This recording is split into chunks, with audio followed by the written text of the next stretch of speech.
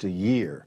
It comes amid another shakeup in Ukraine's military leadership. President Zelensky firing the country's top commander after days of protests over their handling of this conflict. Let's discuss now with the Texas Congressman Michael McCaul. He is Chairman Emeritus of the House Foreign Affairs Panel and serves on the House Committee on Homeland Security. Mr. Chairman, always good to talk to you. Welcome, Ben.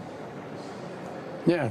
Thanks for having me, Ed. You know, the Secretary says the war is impeding the ability of Russia and the United States to find areas of agreement on a whole range of other issues, obviously. Do you have any hope this big meeting tomorrow can finally start to break the gridlock? What needs to happen? What needs to happen is Mr. Putin has to agree to a ceasefire and negotiate a peaceful resolution. The problem, as I see it, is Mr. Putin, not President Zelensky. In fact, I met with President Zelensky in Ukraine last week. He told me he's ready to sit down today. He would call for a ceasefire today and negotiate a peaceful resolution. However, Mr. Putin is unwilling to do so. That's why I think additional pressure needs to be borne on Putin. I think, honestly, what I saw from the drone activities on the front lines in the Donbass region is that Ukraine is winning this conflict. And the Russian sanctions bill that Senator Lindsey Graham and I have worked the last year on, we're at a point to introduce that, hopefully tomorrow.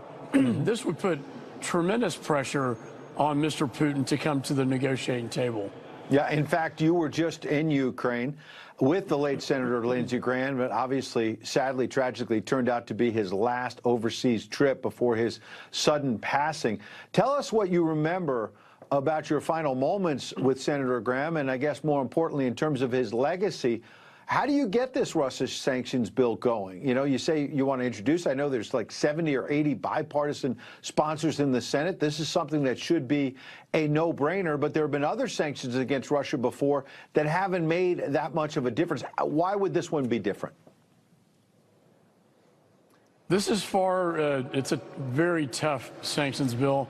You know, Lindsey was very optimistic at the end of his life about the resolution of this conflict. He was very bullish on Ukraine. He's very optimistic about this Russian sanctions bill. His last wishes on earth were that this bill become law, and we'd like to fulfill that wish in the Congress, and nothing could pay greater legacy, greater honor to him and what he was standing for. You know, Lindsey and I shared a similar worldview. We both grew up in the Cold War, the Reagan doctrine, peace through strength, you know, the Soviet Union, the evil empire, and that's why he felt so strongly about this and was able to pull off, you know, he was not only a very smart, intelligent man, but very good at politics, very good at working with the president to get to a place where the White House can agree to move forward with this bill that I hope we can move forward actually tomorrow. There we go. It is very different. It actually, the bill itself sanctions Putin himself, all the top oligarchs. It also provides sanctions on the shadow fleet. That's the oil tankers, Russian, that do not carry a flag. They're trying to go invisibly. It also puts very strong tariffs. Any country purchasing over 15% of their energy from Russia will get a very hefty tariff on them. This will bleed Russia.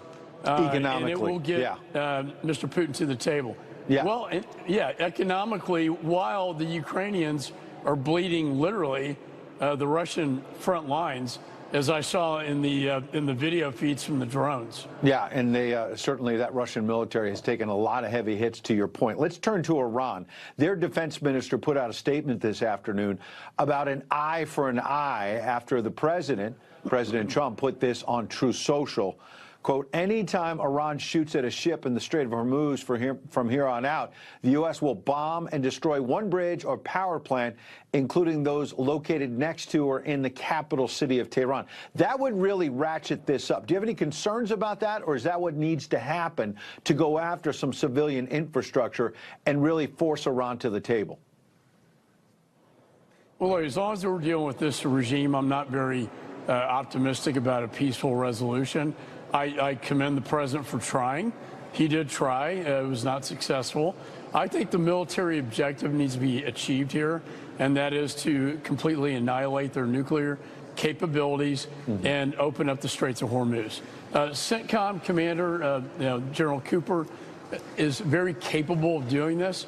We just need to move forward with going back to Plan A, and let's finish the military objective here and then negotiate out of strength rather than this back and forth, that's going on now. Remember, Iran wants to drag this thing out to impact the midterm elections. I don't think we should give them that luxury. I think we should stop it. Let the military do what they do best. Get the launch pads for the Shahed drones and the missiles annihilated, and then we can come to the table out of strength and out of force. Yeah, and put the boot on the neck. Congressman Mike McCaul, we appreciate your time and your insight as always. Thank you, Congressman.